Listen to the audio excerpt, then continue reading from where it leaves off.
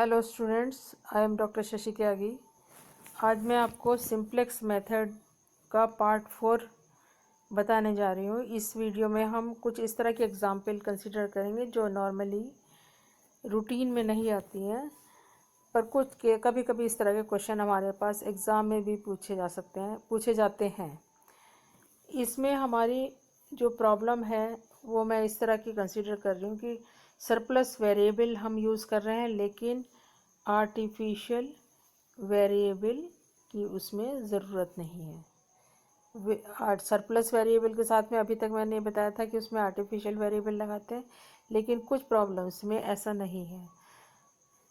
Sometimes कुछ problems हमारे पास greater than equal to constraint में है और बीजे भी पॉजिटिव है, तो जनरली इस केस में हमें surplus variable and artificial variable use कर सकते हैं।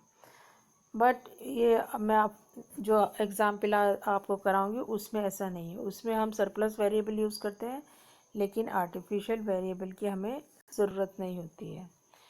ये एग्ज़ाम्पल के माध्यम से मैं आपको ये बताना क्लियर करूँगी ये पॉइंट कि कैसे होता है।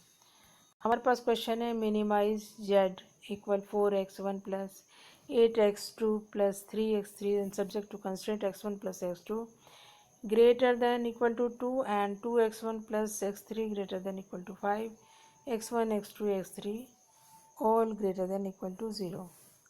अब प्रॉब्लम को सॉल्व करते हैं एज़ यूजुअल स्टेप वाइज। पहले हम अपनी प्रॉब्लम को कन्वर्ट कर लेंगे मैक्सिमाइजेशन की प्रॉब्लम में। कैसे? z को -1 से मल्टीप्लाई करके, तब हमारे पास मैक्सिमाइज z डैश फंक्शन हो गया जो माइनस टाइम्स ये हो गया। नाउ जो हमारी कंस्ट्रेंट्स हैं, ये पहली कंस्ट्रेंट में हमने एक सरप्लस वेरिएबल ऐड किया x4, इसमें ऐड किया x5, तो हमारे पास इस तरह से हमारी इक्वेशन बन गई x1 plus x2 plus 0 x3 minus x4 equal to 2, x1 plus 0 x2 plus x3 minus x5 equal to 5। अब हम इन इक्वेशंस को बारीकी से एग्जामिन करते हैं carefully. Examining the equation carefully we note that the column x2 and x3 make या form a unit matrix B equal to IM। जो हमारे ये x2 और x2 कॉलम है, जो हमारा x2 कॉलम है और x3 का जो कॉलम है, ये हमारी यूनिट मैट्रिक्स फॉर्म कर रहे हैं 2x2 की, जो कि हमें स्टार्टिंग बेसिक फिजिबल सॉल्यूशन में ज़रूरत होती है इसकी। तो therefore no need of artificial variable, यहाँ पर आर्टिफिशियल वेरिएबल की कोई आवश्यकता नहीं है। सारी कंप्यूटेशनल जो वर्क है वो मैं इस टेबल में आपको बताऊंगी। टेबल बनाने का तरीका हमने पहले बता दिया था। इसमें एक कंबाइंड टेबल बना रहे हैं। इस साइड में हमने लिखा है B, जो भी हमारी बेसिक वेरिएबल है। इसमें बेसिक वेरिएबल कौन से होंगे? जो हमारी यूनिट मैट्रिक्स फॉर्म करते हैं, यानी y2 y3। यहाँ पर कॉस्ट लिख दी है y2 y3 की। ये राइट हैंड साइड है आपकी, ये सारे वेरिएबल हैं x1 x2 x3 ओरिजिनल है, ये हमारे सरप्लस वेरिएबल हैं। अब हम इससे कैलकुलेशन करेंगे z क्या होता है? CB xj -8 into 2 plus -3 into 5 which is equal to this -31। Delta J calculate करेंगे।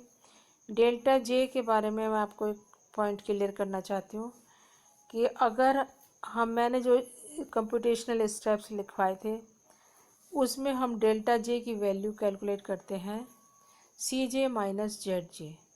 इसी से हम ऑप्टिमल टेस्ट करते हैं। कुछ बुक्स में ZJ माइनस CJ की कैलकुलेशन है, तो उसमें हमारा टेस्ट यहाँ पर ऑप्टिमल टेस्ट बदल जाता है। तो स्टूडेंट्स, मैं आपको सजेशन देना चाहूँगी कि आप जो अपने कंप्यूटेशनल स्टेप्स हैं वो एक ही बुक्स को फॉलो करें। ऐसा नहीं है कि कुछ क्वेश्चन आप इधर एक बुक से कर लें, कुछ दूसरी बुक से कर लें, उससे आपके इसमें डेल्टा जे कैलकुलेट करने में फ़र्क पड़ जाता है। तो इसलिए एक बार आप स्टेप्स लिख लीजिए, स्टैंडर्ड फॉर्म लिख लीजिए जिसको आपको सॉल्व करना है, उसके स्टेप्स के अकॉर्डिंग ही आप अपना क्वेश्चन करेंगे। दोनों तरह से सही होता है, गलत कोई नहीं होगा। इसमें हमने मैक्सिमम डेल्टा जे कैलकुलेट कर लिया, this one, and minimum ratio. Again minimum ratio के बारे में फिर से मैं पॉइंट क्लियर करूँगी, बहुत सारे स्टूडेंट कंफ्यूज करते हैं। मिनिमम रेशो हमारी एक्स बी ओवर वाई के प्रोवाइडेड ग्रेटर देन ज़ीरो। ये ना तो ज़ीरो होना चाहिए ना माइनस होना चाहिए, स्ट्रिक्टली ग्रेटर देन ज़ीरो होना चाहिए। अगर नहीं है तो वहाँ डैश लगा देंगे। कैलकुलेट करते हैं हम इस रो के अकॉर्डिंग। This is -2 and 5/2। इसमें से मिनिमम छांट लिया हमने, मिनिमम छांटा, ये आउटगोइंग वेक्टर हो गया हमारा y2 एंड इनकमिंग हो गया आपका y1। This is the key element. Now make this element 1, जो कि ऑलरेडी 1 है, एंड इस 2 को हम 0 बनाएंगे using row operation. As usual simplex method लगेगा। इससे हमारा y1 एंटर कर गया, y2 आउट हो गया। अब फिर से कैलकुलेट करेंगे z डैश। ये देखिए इम्प्रूव कर रहा है z आपका। अगर z आपका इम्प्रूव कर रहा है तो इसका मतलब आपकी प्रॉब्लम, आपकी कैलकुलेशन सही चल रही है, क्योंकि मैक्सिमाइजेशन की प्रॉब्लम है। यह -31 है, -31 से इंक्रीज़ होकर -11 हो गया है, तो क्वेश्चन आपका ठीक चल रहा है। डेल्टा जे कैलकुलेट कर लिया, मिनिमम रेशो कैलकुलेट कर ली, की एलिमेंट निकाल लिया, और इसको फिर से हम 1 बनाएंगे एंड इसको 0। तो हमारे पास फाइनली आ जाती है टेबल थर्ड।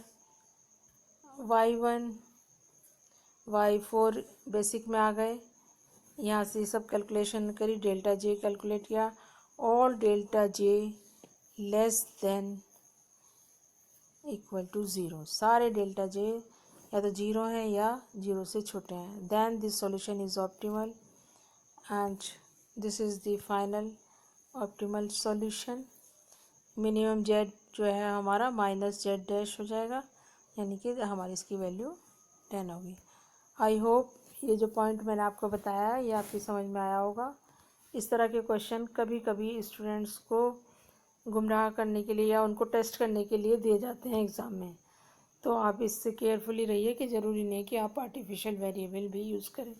मेन पर्पस हमारा जो है बेसिक जो मैट्रिक्स है आई उसको बनाना होता है। अगर वो हमारी बन जाती है तो हम अपना question as usual simplex method लगाकर शुरू कर सकते हैं। स्टूडेंट्स, यह आपको समझ में आ गया होगा। अगर आपको ये वीडियो पसंद आया तो लाइक का बटन प्रेस करिएगा, और ये ज़्यादा से ज़्यादा स्टूडेंट्स में शेयर करिए, जिससे सभी स्टूडेंट्स को फ़ायदा हो जाए, उन्हें कुछ हेल्प मिले। और इस चैनल को सब्सक्राइब करिएगा। Thanks for watching.